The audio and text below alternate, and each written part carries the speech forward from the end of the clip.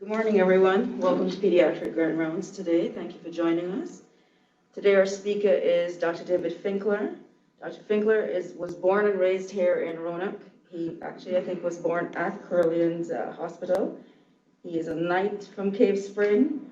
He trained at UVA, completed his pediatric residency, chief residency there, and rejoined Carilion in 2018. During his time here, he has served as an inpatient hospitalist. He's instrumental in developing the simulation program for residency training and skill series. He also served as the associate program director for the residency program.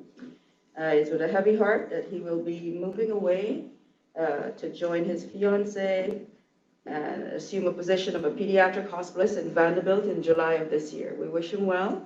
Please join me in welcoming and saying goodbye to Dr. David Finkler.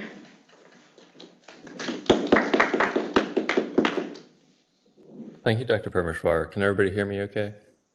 Yep. Okay, perfect. Well, welcome and good morning. And I apologize, I'm at the Outer Banks this week, and so I'll be giving grand rounds remotely. And I'll try to keep an eye on the chat, but feel free to chime in and interrupt with questions at any time. So this morning, we're going to be talking about the new clinical practice guidelines that came out last year from the AAP with a few updates on how to care for febrile infants. And this is the article for those that haven't read it. I'd suggest that you take a look, but we'll go through a lot of it here for us. I do not have any relevant disclosures, and I'd like to thank this grand rounds was in part spurred from Dr. Urich with the ER, and I have partnered to update Carilion's policy and flow sheet that we would use for the evaluation and management of febrile infants that come through the ER and then get admitted to the inpatient realm. And so Dr. Frank Lee from the PED side, Dr. Kellen Etter from the ER side were our two resident leads. And this is an ongoing project to try to take some of the guidelines that we're going to discuss today and roll out an educational sort of update and project for use here at Carilion. And so these are the objectives that we're going to go through. So essentially, we will review these new guidelines, contrasting them to some of the prior practices and recommendations that we followed, look a little bit at the evidence as to how the authors came to these guidelines, understanding how this is going to impact our population in the office and the ER on the inpatient side. And not quite yet, but soon, as I alluded to, the new Carilion clinic algorithm will be coming out for use particularly in the emergency department. And so if we go back a little bit, so back in the 70s and 80s, this was when a lot of research was done, especially with the increase of GBS and our Group B strep in young infants, in trying to identify which infants are at risk for serious illness or death, and therefore be able to screen those infants out from those of lower acuity illness. And those attempts were not largely successful. And so the paradigm shift happened in the mid-80s when the Rochester criteria came out. And so instead of trying to identify those that are going to become sick, let's try to look and identify the low-risk infants. So essentially the population that does not need to necessarily undergo a full workup and/or treatment. And so since that time, there's a multitude of others that have come out. So the Philadelphia criteria out of CHOP has been a very popular one. In 2016, the revised study was published that looked at an update with some changes in incidence of the bacterial pathogens and pulled from a lot of the prior work. And so the Carilion Clinic flow sheet and algorithm that we've been using, at least ever since I came here, I think this was a initial QI project from Christine George, one of our former residents. And so essentially this was adapted from that revised criteria, but it was a nice streamlined one-page flow chart that let you kind of work through the initial evaluation and workup of an infant 0 to 60 days old coming in with fever. And so this, sorry, I didn't catch that if that was a question. It was not. Okay. All right. We'll keep going. So hopefully this is familiar to at least our residents and those that have come through the ER. And our end goal of the project that's ongoing is to essentially try to come back to this. I think you'll see it's going to be a little more challenging to try to get the current guidelines onto one page, but we'll see if we can try. A couple terms just to set the stage. So fever, of course, we're going to use to describe any temperature above 38, or that's 100.4 Fahrenheit. And so this is a pretty common occurrence. And so there was a pretty large study, almost 100,000 infants, that showed about 1.5% showed up to evaluation at either the PCP's office or at the ED for a fever less than 90 days of age. The guidelines in the population will be particular to less than 60 days, but it's definitely something that is a not uncommon occurrence. Two terms, serious bacterial infection versus invasive. And so serious bacterial infection includes bacteremia meningitis and UTI, or urinary tract infection. The more recent literature, probably in the past decade, has been shifting to use of invasive bacterial infection instead to try to carve out UTIs as separate from bacteremia and meningitis in terms of sort of risk factors and the method at which you're going to go about treating. And so these guidelines are particular for trying to identify invasive bacterial infection. It recognizes that UTI is a common, or could be a common cause of fever, but is trying to separate that out a little bit.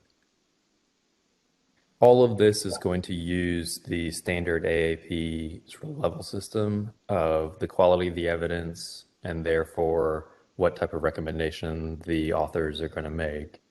And so essentially what we'll deal with here is level A through D, and that ranges from A being a well-designed, well-conducted trial or meta-analysis, whereas level D is essentially expert opinion. And then if those studies show that either benefit or harm predominates, then the authors can make a recommendation.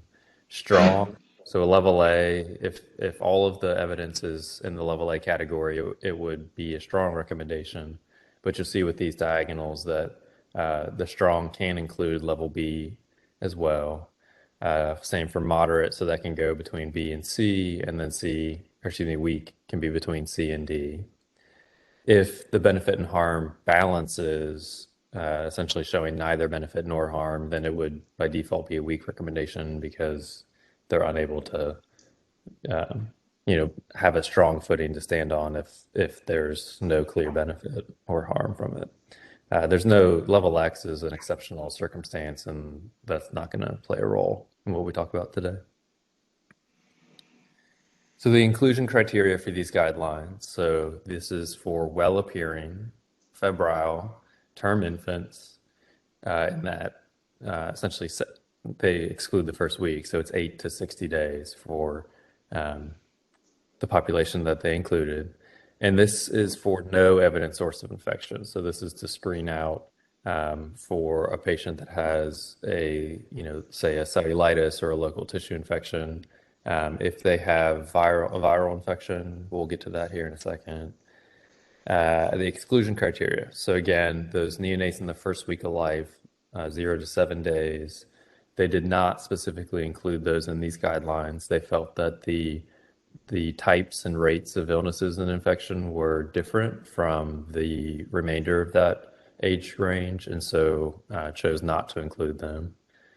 Infants less than 2 weeks of age, if they have a complicated perinatal history, such as a clear maternal infection, or if the infant, say, received antibiotics in the newborn period as part of a infectious rule out at that time. If you have a medically complex child, if they recently received vaccines, if they have a suspected immunodeficiency. And then this last point is one that I think will come up quite quite a bit for us is so if they have clinical viral bronchiolitis, and so that is not upper respiratory symptoms alone. And so if they have a presentation that fits with viral bronchiolitis, that those infants were excluded from this pathway. But if they have a little bit of rhinorrhea, they could still be included in this. The positive viral PCR, and we'll touch on this a little bit later too. I mean, essentially what we've seen is that in infants that have a positive viral PCR for a respiratory virus, they have a lower incidence of invasive bacterial infection, but it's not zero. And so we don't quite have the studies to back up definitive guidance on how to treat those patients differently than patients without that viral test. And so they end up getting lumped in. But it is a lower risk. And so, there is a little bit of room to interpret that differently. And so why did the AAP come out with these? And so this is sort of a summary of what they felt has changed in the times these past decades since we've had the different guidelines. The first is a change in bacteria. And so we have improved testing and prophylaxis for maternal group B strep. We have the strep pneumo vaccination, so that lowers the population incidence of the invasive disease causing strep pneumo, which will decrease the risk that the infant comes in contact or is exposed to that. We have improved food safety, and so the incidence of listeria is declining. And so all of that adds up to that E. coli has now sort of emerged as the most common organism causing the bacteremia in this group. And it's either the most common or second most common cause of meningitis. And so particularly the transition from gram-positive to this E. coli gram-negative predominance has changed some in terms of how these kids present, what their labs may look like, potentially the choice of empiric antibiotics. Cost of unnecessary care. And so the big driver here is the idea that if you can prevent unnecessary hospitalizations, again, the idea of identifying the low risk infants, if you can separate those out, those that you could safely send home without being admitted to the hospital, that's obviously a large cost saving that we could perform on a system level. And so the idea of trying to identify where can we safely do less. The advances in testing, so inflammatory markers, as we'll see, are a key part of these new guidelines. And so we're going to talk about those separately here shortly. Viral testing, as I mentioned, so we have the ability, and it's spreading across the nation too, the ability to do rapid viral PCR. But again, the idea that while it decreases or it is a lower risk in those infants, we don't have enough data to separate them out. With the automated culture systems, but also the rapid PCR that we've been using here at Carilion for probably the past year and a half, so that not only can we more rapidly identify a positive culture, but within a few hours of a culture showing some evidence of growth, they can run PCR to identify, do they have genes consistent with Staph aureus? Do they have genes consistent with E. coli? And they can look for the PCR for the segments that would encode for antibiotic resistance. So they can look for MRSA genes or look for extended beta-lactamase spectrum for the E. coli. And so I think that as that market evolves and we get more data in institutions that rely on those or use those, I think that we could continue to see some shift in the recommendations. And then there's some new technologies, and I think this is a little bit further down the road that we'll start to see these, but particularly the cell-free DNA techniques in which you can use a blood sample and essentially identify free fragments of bacterial DNA that have been processed by the body's immune system. And so more, again, the idea of can we more rapidly diagnose a bacterial pathogen if it's present without having to rely on it to grow in media necessarily. improvement in the care of the kids once they do get hospitalized. And so again, I think a big driver would just be that if we can have quicker turnarounds on our cultures, can we therefore speed up time for discharge for those infants that have a negative culture? And then also they talk about how we've shifted in terms of creating a more welcoming environment in the hospital. The research strategy. So a lot of the initial studies involved large academic centers, which were in large cities. And so the demographics of that population is different than a lot of the United States. And so again, more of the recent studies have implemented sort of networks of hospitals. And so trying to capture a more diverse population and therefore have more generalized or generalizable conclusions or recommendations to be reached from that. And so they came out with 3 new algorithms based on this. And so they separated them by age, the 8 to 21, the 22 to 28, and the 29 to 60. And we're going to take a look at them here in a moment. But first, why did they separate out the 22 to 28? And so I think that the goal was, again, based on the literature, this was a population that kind of was acting a little bit in between the broader categories that we used to include, which was less than 28 days, less than 4 weeks old, versus older. And so in that kind of late first month, in that 22 to 28 range, they've shown a decreased rate of bacteremia. And they've shown that clearly that population acted differently or had different risk than particularly less than 21 days. On the right here is a chart that shows the different colors or the different ranges. So blue is 8 to 21 days, red is that 22 to 28, and the green is the 29 to 60 essentially. And what this is showing is the rate of bacteremia. And then on the far side here is combined based on several large studies. We'll talk about a few of these. You'll see the names come up, but these are 4 of the main large studies that were done on this age range. But particularly if you look at the kind of the wrap up, looking at all the data, it shows that there is this declining rate of bacteremia, particularly in the first month compared to the second month, but even from those first 3 weeks to that 22 to 28 day range. And so this was one of the reasons that they, because of that decreased risk, that they wanted to try to separate them out even further. So this is the first and the most simple of the 3 flow sheets, and that's for the 8 to 21 day old.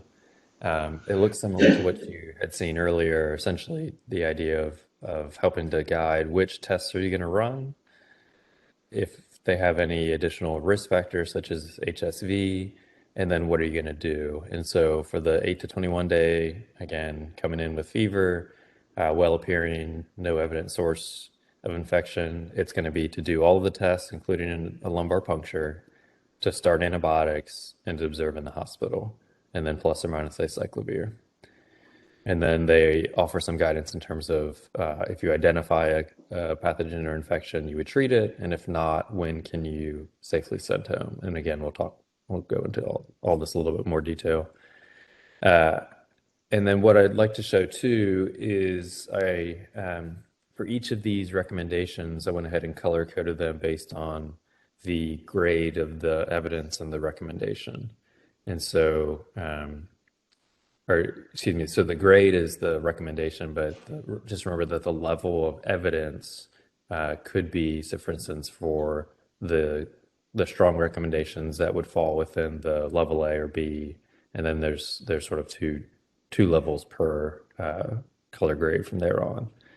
But it gives you a little bit of an idea of kind of overall how many green, how many yellow, how many red on each page to get a sense of what the strength of the evidence that is behind those recommendations. So again, this is the 8 to 21.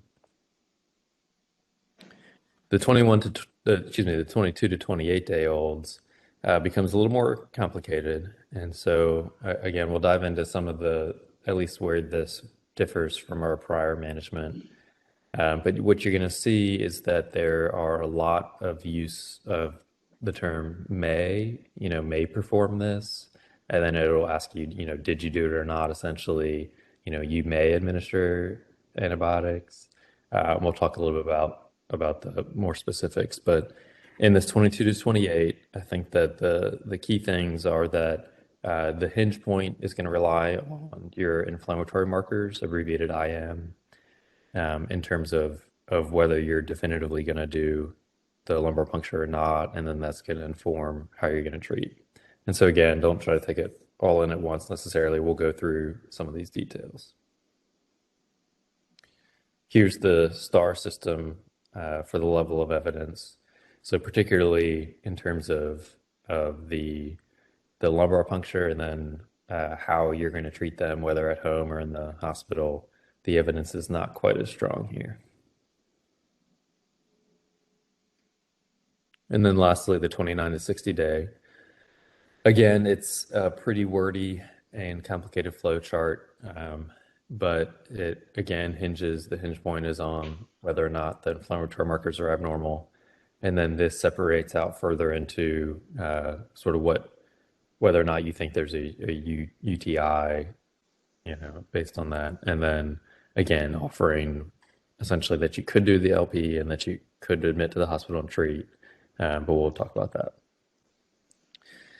Same thing here. So especially when you get to the lumbar puncture and to the treatment, there's quite a bit of moderate recommendations.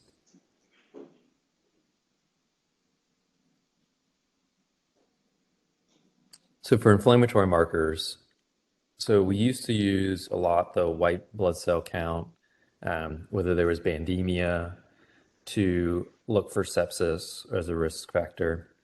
But particularly with the shift to the gram-negative and E. coli, those inflammatory markers or those lab tests have been shown to be less reliable in trying to discriminate those at high versus low risk. And so there's a huge increase in emphasis on those. So again, in the 22 to 28 and the 29 plus day range, they do recommend inflammatory markers. In the 7 to 21 day, there's not quite as much in the literature in terms of using the inflammatory markers. And so it's not, and they're also not necessarily strictly recommended, in part because your treatment decisions are sort of already determined. You're going to do the lumbar puncture, you're going to do empiric antibiotics. But for instance, let's say that you had an infant that had elevated inflammatory markers, you might be more inclined to treat them for a full 48 hours, whereas if they were negative, potentially you would look at feeling more comfortable stopping antibiotics a bit sooner. And so what were the inflammatory markers in this study? It was temperature greater than 38.5 Celsius, so that's 101.3 Fahrenheit. It's an ANC, and they use two cutoffs, so either greater than 4,000 or greater than 5,200 cells per cubic millimeter. A CRP greater than 20 mg per liter, which is greater than 2 on our scale, the mg per deciliter, and a procalcitonin greater than 0.5. And so we can go into each one here. So the high temperature, and this was one that did not initially show up in some of the initial algorithms back in the 80s and 90s particularly, but a lot of the more recent studies have shown that high fevers can be a pretty strong predictor of serious, or excuse me, the invasive bacterial infections. So the PRO study, the research in office settings, so it showed a strong negative predictive value if the fever was less than that cutoff, 38.5. The Febrile Young Infant Research Collaborative, they showed that a fever above that cutoff, the 38.5, at any point during the ER visit placed them in a higher risk for invasive bacterial infection. And then the PCARN, the Emergency Care Research Network, showed that they were able to essentially show that the odds ratio increased per degree Celsius above 38. And so not only was it above that 38.5, but the higher the fever, essentially, the increased the risk. And so for a lot of these inflammatory markers, you'll see the but at the end is that of infants. This one study looked at infants that had an invasive bacterial infection, and a third of them never had a documented temperature above that threshold. And so again, while these inflammatory markers, if they're present, can be predictive, if they are negative, that does not entirely rule it out. White count versus the absolute neutrophil count, the ANC. And so again, we used to use the total white blood cell count quite a bit, but a lot of studies have shown that if between the two, the neutrophil count is, quote, superior, and that the normal, if you have a normal white blood cell count, it's not very reassuring. The negative predictive value of that is quite low. And so in these guidelines, they chose to list both of the ANC cutoffs that were on the two largest studies, so that, to quote, reflect the current state of evidence based on what we currently have. And so the idea is that this threshold will hopefully be further defined as they do some more studies, but based on two of those large studies that we mentioned on the prior slide, they each had a cutoff of about 4,000 and about 5,200. And so that's where the authors chose to have those thresholds here. You can see that both of those studies using that ANC cutoff, the sensitivity is pretty good. The specificity is not, but again, for a screening algorithm, you want a fairly, you'd love to have it both, but you need it to be sensitive, essentially. And then, of course, remember that a neutropenia or a low ANC should also raise concern, particularly in young infants. The C-Reactive Protein, or CRP. So the advantage here is that the CRP in particular is quite widely available. It is a lot of hospitals and ERs across the nation have access to it. They even have a point of care test available now for CRP. And several studies have looked at this, and they've shown superiority compared to either the white cell count, total white blood cell count, or the ANC, particularly in looking at invasive bacterial infections. And so we'll see, and I'll go into this in a moment as well, but we'll talk about the area under the curve as a method of trying to determine which markers are more sensitive or more accurate than others. And so this had a AUC of 0.75 roughly. And again, we'll kind of look at all of them in a wrap up here in a minute. And then lastly, the procalcitonin. And so Procal in these studies has been shown to be more specific than CRP for bacterial infections, but it's not quite as widely available. And in the literature, it's the most accurate inflammatory marker for trying to risk stratify these infants. And I suspect that once this is a more available test, that it's going to take an even larger role in future recommendations. And remember that it's the first inflammatory marker to start to rise during infection, but still may be negative, especially in those first few hours. And so the area under the curve for Procal is by far the best of any of the inflammatory markers. And again, we'll take a look here in a moment, but AUC of 0.9 or 0.8 in two recent studies. One of the drawbacks for the Procal, so the sensitivity is lower in particularly those young infants, so less than 21 days of age. Again, based on current guidelines, it's not going to change management. But just remembering that it's not as useful of a test in that age. And then just like we talked about with not every infant has a high fever, same thing here. So there was one study that looked at infants in this age range that had bacterial meningitis, and 20% had an initial Procal that was less than that cutoff. So for all of these, there's some non-reassuring data too out there. So we'll use this study as an example to kind of talk about inflammatory markers and some of how do they calculate which ones are, quote, the best. So this was in 2016. It was a study in France looking at several of their emergency departments, and their inclusion criteria was 7 to 90 days. So it did go a little bit beyond the 60-day range. And they had infants, they had almost 140 infants with a serious bacterial infection. So remember that includes UTI. They also had 2 infants that had Salmonella gastroenteritis, and then 20 infants essentially that had an invasive bacterial infection. And this table just shows their study participants. But what we're going to want to look at is how to calculate out the ROC curves, the receiver operating characteristics, to then look for the area under the curve. And so this was the ROC curves are so named.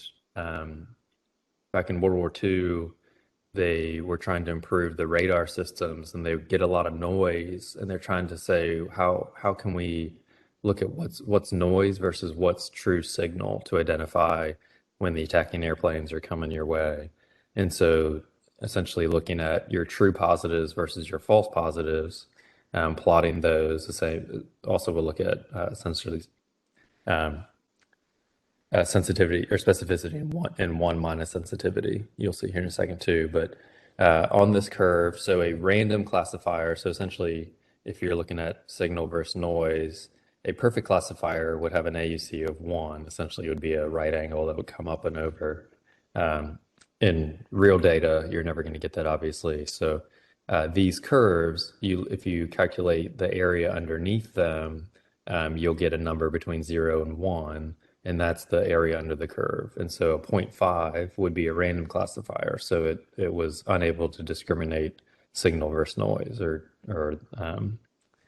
truth versus or excuse me, it's not exactly true or false. It's about discrimination. It's about how can you best sort the data that's coming in. And we'll take a look here at our examples. And so this is the data that they used looking at the Procal, CRP, white cells, and ANC, and then they plotted these. This left chart is for the SBIs, and you'll see that because they have more, the N is larger, they're a little more smooth curves, but we're going to kind of zoom in here on the IBI, or the invasive bacterial infections. And so again, you have sensitivity graphed over 1 minus specificity, which is a similar way of looking at it as we did in the prior example. And so they go ahead and draw the 0.5 line, and then we'll plot the different inflammatory markers. So if you look at the white blood cells, you'll see that essentially the area under the curve is going to be, part of it's above this 0.5, part of it's below this 0.5 line. So the area under that is going to be at or less than 0.5. The absolute neutrophil count does pretty well. It has a little bit of a area under that curve. But especially when you get to the CRP and this dotted line, and then the Procal and the solid line, the areas under those curves are quite good, suggesting that those tests are a good discriminator to sort the target population into 2 groups. And in this case, you're trying to sort into, do they have an invasive bacterial infection or not? And so the AUC, or the area under the curve, is a good marker to look at those. So the conclusions from inflammatory markers, again, the idea is to have them to be a helpful tool for risk stratification, but please be cautious relying on them alone, particularly a single one. Of them, the Procal has the best predictive value. And the author's recommendation is that if you don't have the ability to test Procal in those older infants at your institution, would be to use fever in combination with the other inflammatory markers. Since we have the ability here, I think in a lot of cases we'll be taking all of them together, which is a stronger way than looking at any single marker. All right, let's talk a little bit about the urinalysis. Again, the idea of the study is not to identify UTI, but obviously it's going to be a more common cause of fever than invasive bacterial infections. And so they do have some recommendations. They haven't changed much from before, but essentially those are the classifiers that'll be a positive urinalysis. For how to use that on the flow sheet. or the flow chart. And of infants of this age that had a febrile UTI, almost 95% had either a positive leukoesterase or elevated white cells in their urine. So again, the idea being that it's a fairly good, a fairly sensitive test for that. Urine culture, again, the recommendation is that you obtain this sterilely via catheter or suprapubic tap. In terms of the culture thresholds, and so the current AAP guidelines looking at infants greater than 2 months of age uses a threshold of 50,000 colony-forming units per mil.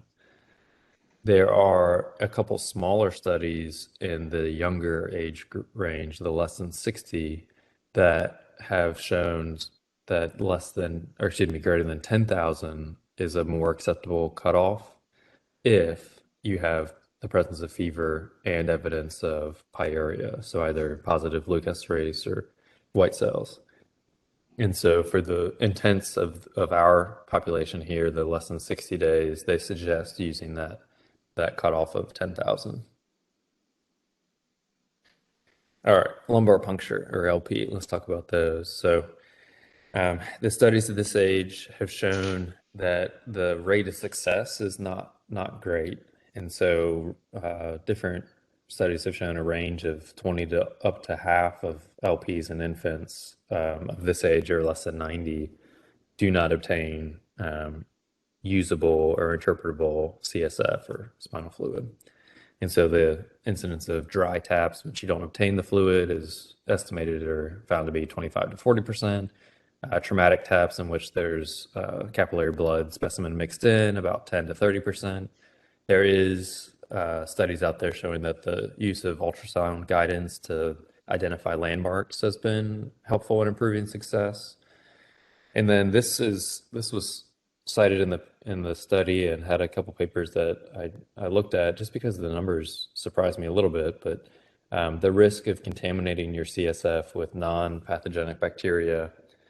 So one multi-center study looking at 400 positive CSF cultures in this young age range, less than 90 days, found that only about 13% were pathogens, meaning that almost 85% were a contaminant.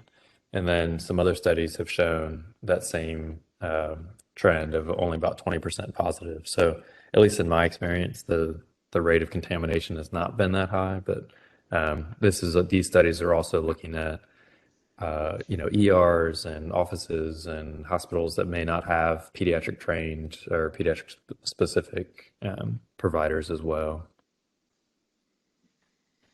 Let's talk about the normals. So how are you going to interpret for the pleocytosis? So I think I wanted to highlight here, this breaks it all down into either that first 4 weeks or the second, so 1 to 28 or 29 to 60.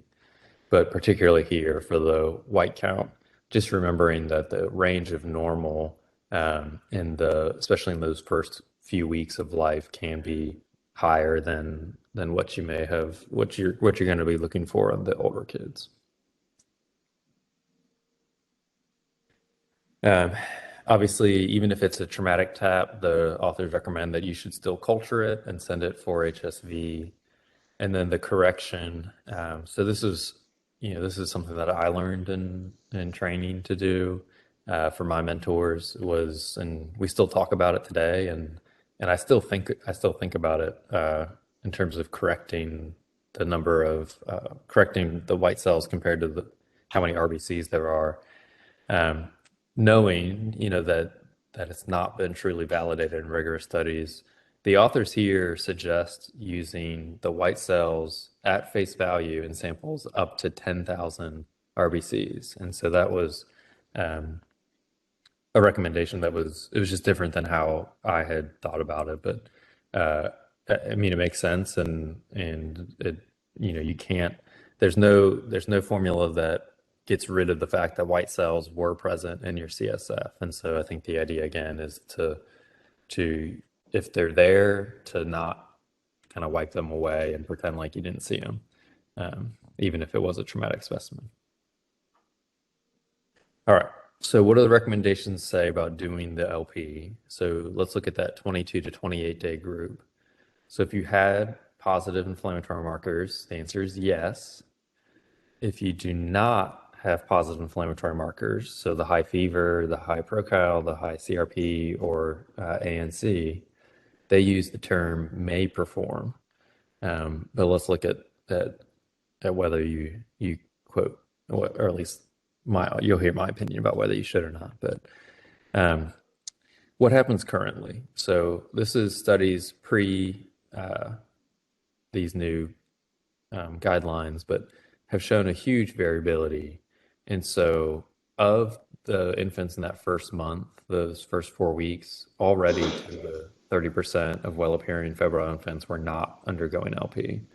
And there was no widespread, reports of people missing bacterial meningitis in the places that had those higher rates. The estimated number needed to test for one case of bacterial meningitis at this group is about 12 to 1500, meaning that the estimated risk of meningitis in that population is about 0.1%. So pretty low. And again, a lot of these guidelines are about risk tolerance. How much risk are you willing to take for that patient, for that baby? And then also consider that empiric treatment is still recommended, whether you do the LP in this age or not. And if you choose to not do the LP, the recommendation is to admit them to the hospital for observation. So I do think that this is an opportunity for shared decision-making with the family to talk about the risk benefits, to talk about the fact that it is an extremely low risk, but that if it is present, it's not something that you want to miss or something that you want to delay treatment of. And so essentially, you're going to be left with the option of either treat them empirically and potentially send them home, or not treat them and admit them to the hospital. And I think both of those have some pros or cons. And I think what we see in these guidelines is that if the evidence is not there to make a definitive recommendation, the authors have not done so. And so I respect that. And I think that, again, as long as you understand the data and the risks, then I think having that discussion is appropriate. All right, what about the 29 to 60? So for here, remember that the evidence for inflammatory markers is pretty good in terms of predicting invasive bacterial infection. But the rate of invasive bacterial infections, particularly bacterial meningitis, declines even further. And so, if the rate is about 1% in infants less than all comer, this is without, knowing what the inflammatory markers are. But for all comers, if it's 1% in the less than 28 days, then it's declined to about a quarter of that in this second month of life. And so the terms they use here are may perform if your inflammatory markers are positive. And so they suggest the use of clinical judgment. So i.e., if you have, particularly if you have several inflammatory markers that are positive, that could sway you towards performing it.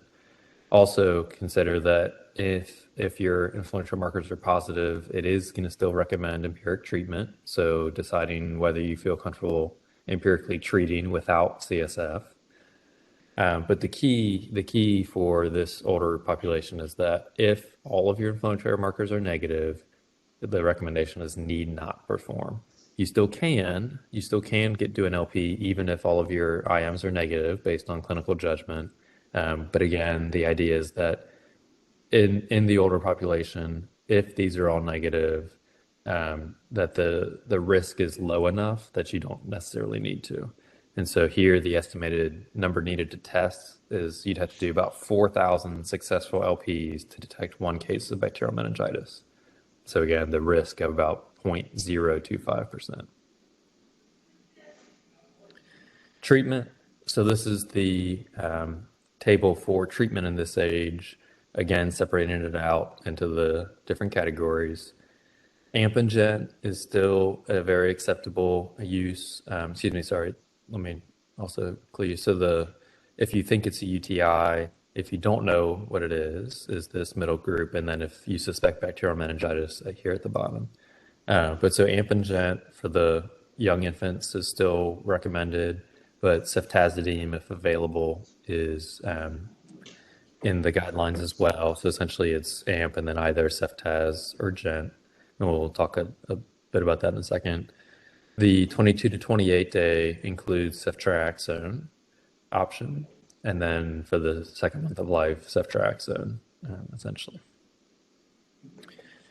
So again, if you have an increased risk of a extended spectrum beta lactamase producing E. coli, that's when Gent would be preferred if you suspect bacteremia, and then meropenem would be preferred if you suspect meningitis. And then the use of ceftriaxone in the third week, the 22 to 28 day. So it allows you to potentially do the IM dose and send home, again, if they meet all the right criteria at that age. But just remember that if you do suspect Listeria or Enterococcus, use AMP there instead, since it's not adequate. All right, what about the discontinuation? And so, historically, we would always use 48 hours as the gold standard, again, with improved culture results and the time at which that we can get those results. The shift has started to sway towards looking at 24 to 36 hours. And so the time to positive culture for an ill-appearing infant, it's about 93%. For the well-appearing, this is the population we've studied or talked about here, it's still about 85% at 24 hours. And then that increases again at the 36-hour mark and at the 48. Just looking at some of the differences for pathogen. So GBS and E. coli are pretty quick, and this is the median time to positive culture. Whereas Staph aureus, which was more prevalent when some of the older studies looking at time of positive culture were done, it's a slower grower, so to speak. And so again, with this shift, particularly with the E. coli, we might be able to safely call it a little bit earlier. So we talked about when to send home. And so first they looked at the population that's already doing this. And so looking at ERs and private practices that were already following guidelines or algorithms that allowed for observation at home for some of these populations showed a fairly low rate of subsequent admission, so about 1 to 2%. And the authors felt that the delay in treating bacterial infections have been rare.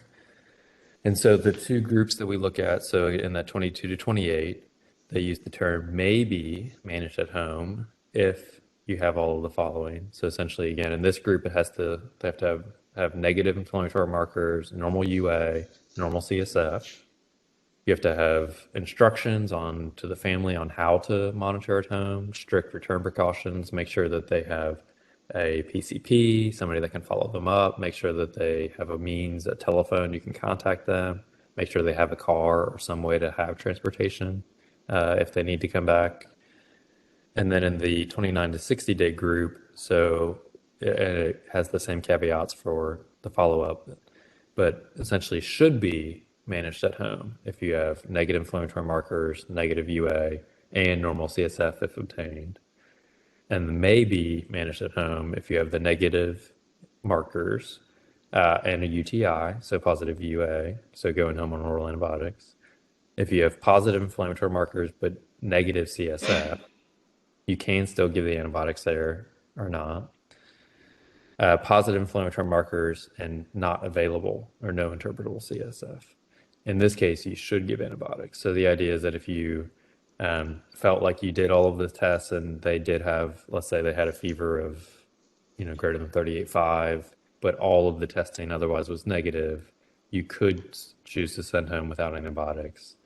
But if you don't do the LP, then you should still give the antibiotics if you have a positive inflammatory marker. All right. So in conclusion, I feel that these guidelines do show some minor changes in practice that seem pretty reasonable based on the evidence that we have. But just remember that some of these recommendations need further study to truly back them up. And again, hopefully in the next few weeks or months, we'll have the new flow chart that will maybe 2 pages, but we're going to try to condense it a little bit into a more readable format to have to use. All right, we will do some questions. Question 1, a term otherwise healthy 22-day-old infant presents to the peds clinic over at Tanglewood with a parental report of a temperature of 100.5 at home by axillary temp, but no symptoms. On exam, you have a well-appearing infant without identifiable abnormality or localizing signs of illness. What do you do? Do you reassure them that the axillary temps aren't accurate and to watch them and call if they have a true fever? Do you do the full workup, including the LP in the office, but send home without antibiotics if it's normal? Do you do that same workup, but send home with antibiotics if abnormal? So give them a dose of Ceftriaxone and follow up tomorrow. Do you send them over to the ED and tell them that they're going to get the full workup, they're going to get the LP, they're going to be admitted no matter what? Do you send them to the ED and tell them that they're going to do an evaluation, which may include an LP, which may include admission, but will get antibiotics? Or do you text the hospital on call and ask what to do? F.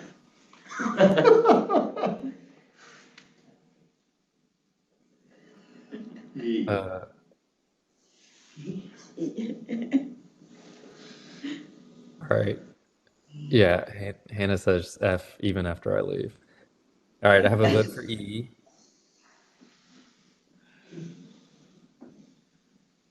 Anybody else? All right, let's look at this. So technically, 2 of these are right.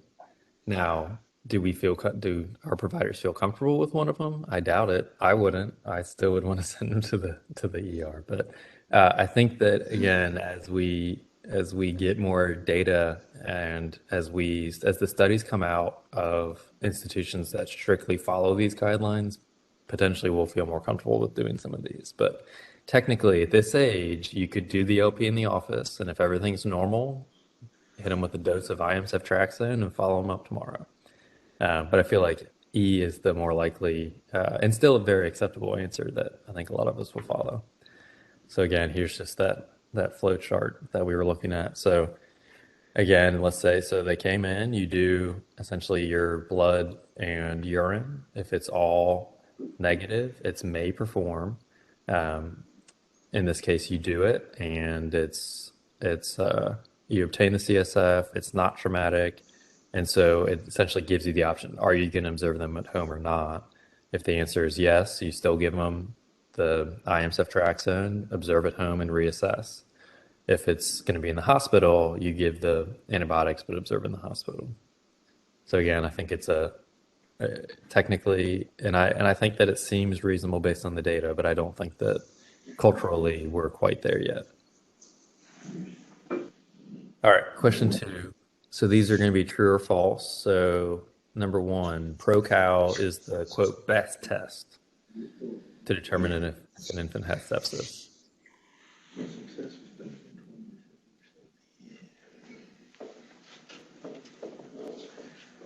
For each one. I'm hearing mumbles. I'm going to say false just because it's the best predictor as a single test, but I would discourage the use of any single test to determine if someone has sepsis. So yes, it has the best discriminating value of any of the inflammatory markers or lab tests that we can have to try to identify. But I think that we should be looking at the larger picture, I think. All right, so you can safely mathematically adjust the white cell count in a traumatic tap as long as the RBCs are greater than 1,000. False. False. So again, at least the author's recommendation here would be to use the white cells at face value at less than 10,000. E. coli is the leading cause of serious bacterial infection and likely invasive bacterial infection in infants less than 60 days. True. True. On an ROC curve, a diagnostic test with an AUC of 0.5, while not great, is still a reasonable test because it will identify 50% of cases. False.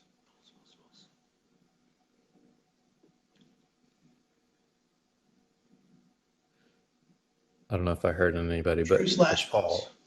false. False. So again, so in an AUC of 50, of 0.5, the area under the curve, with the ROC curve, it's about discriminating into true positives or false positives, essentially. So if it has a 0.5, it would suggest that it cannot tell the difference between true and false positives. So in terms of a discriminating test, it is terrible. It's no better than a coin flip. All right, sorry. And if the urine culture in a young infant grows 20,000, it should still be considered a UTI regardless of microscopy or LE leukoesterase. And it's false because the 10,000 cutoff recommendation, it's if they have fever and pyuria. So if you have a febrile infant less than 60 days, and both of these, the leukoesterase and white cells were negative, technically, based on the guidelines, you should still use the 50,000, not the 10,000. All right. And any questions? Hey, Dave, this is Don. Thank you for that. I'm still mourning the loss of Rochester criteria. But one thing I don't think you said this, but maybe you did. When it talked about fever, did the guidelines talk about how the fever was to be obtained? So the gold standard is still rectal temperature. Almost all of the guidelines, including this, still rely on the fact that if somebody comes in reporting a measured fever, you should take that as a fever. So there was a study about 6 or 7 years ago that looked at all of the different kind of commercial over-the-counter thermometer types and showed that the specificity for fever was very low in those. So the tympanic membrane, the forehead scanner, the pacifier, but the sensitivity was decent, particularly of those, the pacifier temperature probe was the most accurate. But so it still says the rectal temp is the gold standard, but if somebody is coming in reporting a fever, you should take it as a true fever. Looks like it has some questions in the chat. Any info on how to use positive COVID tests in this? No. So they did not include anything about COVID. In theory, that would kind of fall under the same category as positive viral PCR, and just the idea that the risk of a concurrent bacterial infection is likely low, but we don't have enough data to manage them differently per se. And anything on the utility of the BioFire PCR. Yeah, so they talk about the use of those rapid PCR tests in both blood, again, so in trying to identify by PCR a blood pathogen, but also for CSF. And if you have the ability then to do those, then I think it's a good test. But again, not enough data to suggest uniformly doing it, and they're not available widely enough to make a specific recommendation on it.